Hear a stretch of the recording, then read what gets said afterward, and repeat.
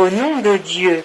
Le mot Allah al-Kabir qui est Dieu le tout-conscient et signifie Dieu l'expert et signifie le connaissant dans la minute des choses met les choses en place sans tomber dans aucune erreur. Nous avons tous pris connaissance de ceux qui nous ont précédés, mais Dieu l'expert est la source même de la connaissance et n'a pas besoin de demander à personne.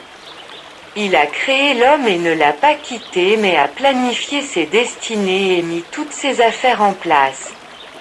Et le Tout-Puissant ne commande rien à une personne à moins qu'il ne sache que l'homme est capable de le faire, et Dieu est l'idéal lorsque nous construisons un avion. Nous connaissons ses capacités et ses défauts, et lorsqu'un dysfonctionnement ou un défaut s'y produit. L'expert en est celui qui est capable de le réparer en remettant chaque pièce à sa place sans tomber dans une erreur, sinon, l'avion tombera à la terre avec ses passagers. Dieu est le créateur de l'univers et il est l'expert qui le contrôle avec ses lois cosmiques telles que la gravité, par exemple. Et il est l'expert qui donne sa connaissance à qui il veut quand il veut pour que le monde s'enflamme avec la vie. Et le mouvement, comme de l'homme. Quiconque atteint le sommet de la connaissance ou de l'artisanat est devenu un expert, malgré cela, il n'atteint pas une connaissance complète parce que le monde est en constante évolution.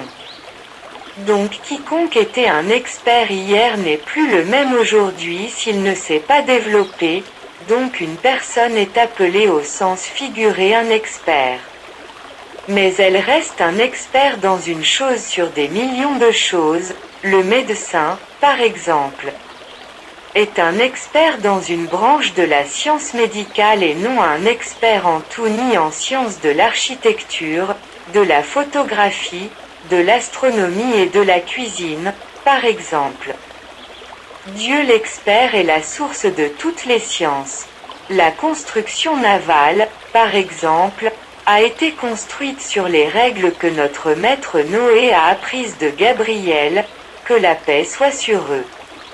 Par ordre de Dieu, le professeur est le premier expert qui ne demande à personne et ne reçoit la connaissance de personne parce qu'il est le créateur. Et l'homme est l'une de ses créatures. Il continuera à demander et à apprendre dans sa profession car chaque expert là-bas est plus que ce qu'il a d'expérience jusqu'à ce que l'origine vienne à Dieu Tout-Puissant.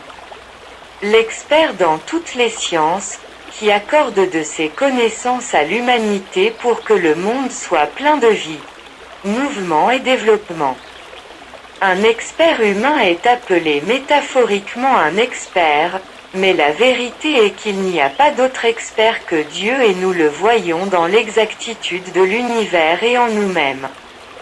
Lors de la dissection du corps humain, on trouve des tuyaux de veines ici et là. Certains transportent du sang, certains transportent de l'air. Et certains poussent telle ou telle chose et il y a des organes génitaux et une résidence pour le fœtus qui mange, boit et profite de la vie dans le ventre de sa mère, et c'est dans une créature. L'humain, alors que diriez-vous de ces innombrables créatures dans l'univers supérieur et l'univers caché, dans la terre et la mer des royaumes des animaux et des plantes. Et dans le Coran au verset 85 de la sourate Al-Isra, Dieu Tout-Puissant nous dit qu'il nous a donné un peu de sa connaissance. C'est-à-dire toute cette connaissance et ce développement que nous voyons autour de nous. C'est juste une goutte dans le océan de la connaissance de Dieu.